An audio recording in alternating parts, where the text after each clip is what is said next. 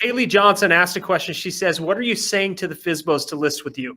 And that question is a little bit broad, so I'm actually going to, assuming Haley's okay with it, I'm gonna tighten down on this question a little bit. Oftentimes, in our research, the biggest objection is I don't want to pay a commission, right? And I would imagine that there's still an element of that, but some of the feedback that I'm hearing now with the way the markets are, because your market, I don't think is totally unique, right? I mean, multiple offers on day one. That's our Utah market right here is crazy. And so are you running into situations with FSBOs where people are going, I'll list with an agent, I just want to see if I can sell it on my own? Is that one of the objections that you run into? They go, well, we'll just give it a try. If not, then I'll list with you. Yeah, so we do hear that objection. And again, here's what I always, and I'll get back to that question, but here's what I always tell my agents trying to train on my team. There's really only like 3 or 4 real objections that you're always going to have to hear. You always will hear it. If you can just focus on getting good at objection handling with those, you'll be ready to go. 100% most of the time you can get through those. Just practice role playing on certain objections. One is commission. I don't want to pay a commission. So if you can figure out ways to get through that, then you're going to be way more effective in the long run, right? And really, it's one of the main ones for FSBOs all the time. But yes, we do hear that objection you brought up, Tyler. The FSBO process that I have is this. Most agents will call you and say, hey, Tyler, this is David Frost, the Frost Real Estate Team. I'm calling at your house about your house at 123 Smith Street. Is that still for sale? Hey, do you want to hire an agent? You want to hire me? You want me to list it? No, we don't even go into trying to list the property. In our script, there's nothing about listing it. It's about getting the appointment. Once we get the appointment, then you have to establish the rapport with that seller at the house. Right. And that takes some good training and going over that a lot and a lot of appointments. But once you get there, that's when you establish the rapport with the seller. And then usually right before I leave, if everything works out like I want it to, great. Then I'll ask them, hey, Tyler, have you thought about listing your property at all? And you may say, no, I want to give it a try, or I want to make, more money. I would always come back with say, okay, if I can make you about the same amount of money or more, if we list it and then you can sell it quicker, would that even interest you? Every time it's a yes. They're always going to say, that would interest me. I don't know if I'd list with you. No, I didn't say you'd list with me, but if I can show you that I can make you about the same amount or more, would you give me an opportunity? And usually we list them. So essentially what you're doing is you're having the money discussion, but you're not talking about your commission, right? Which is usually where the money discussion is. Well, how much, what percentage do you charge? Right. That's usually, so what you're saying is, look, let's not focus on that. Let's focus on bottom line. That's it. How much money are you going to net, whether it's FSBO or with an agent? How much are you going to net? And that's what you're focusing on with these people. Yes. And time. So, and time on market, right? So, and while I'm at the house, I'm never discussing listing it. Now, once you start doing it more and getting real good at it, a lot of FSBOs, probably not for a while because some of them are selling now, but I mean, in general, they'll eventually say, you know what? I'm glad you called me. I've been thinking about listing. How much would you list my house for? I still won't go through that over the phone because you don't want to give all your good stuff over the phone and then they never meet you. And then you'll see another agent list it. You did all the comps and all the fun, all the hard stuff. And here you go. This is what we can do. We can do an allowance. We can do. And then before you know it, you're like, wait a minute. They just listed with Johnny over here. What the heck, man? So never give that stuff, your goods, I say, over the phone. Do it in person. And, if they are looking to list, when you call them, then say, great, I didn't call you to list it, but I'm always interested in listing. I think you got a great home. Why don't we schedule that I come over today at 5 or tomorrow at 6? And then we can get into that and some other things. How's that? And then that's how we do it. Awesome. Okay. So we just had another question come in from Amanda Smith. Thank you, Amanda. Amanda's one of our loyal listeners. She's on here every podcast. Oh, nice.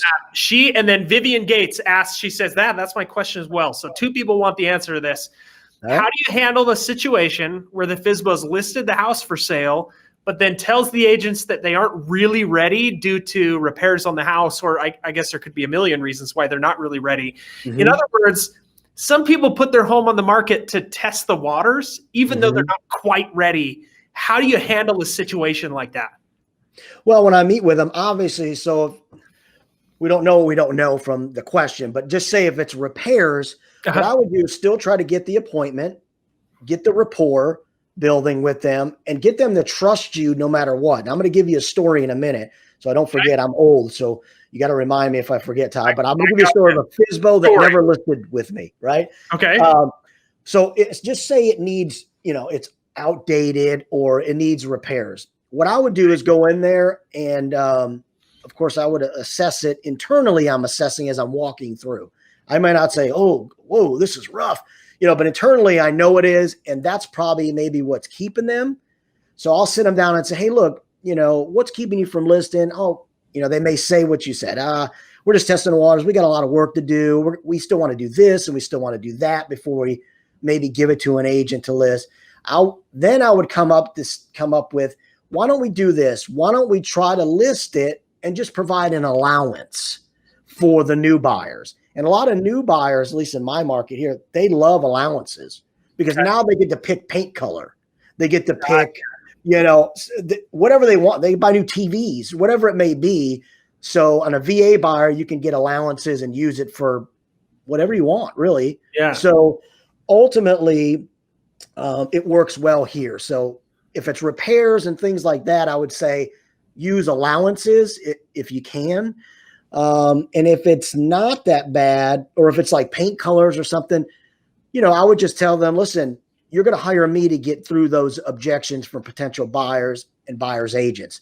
If they're not going to pick your house for paint colors or, countertops, they probably don't really love your house anyways, but let me work to get it sold for you. I'll get through those things. Let me try to help you get through that. It's going to be a lot easier for me and my team to do it than it will be you going against me or another agent.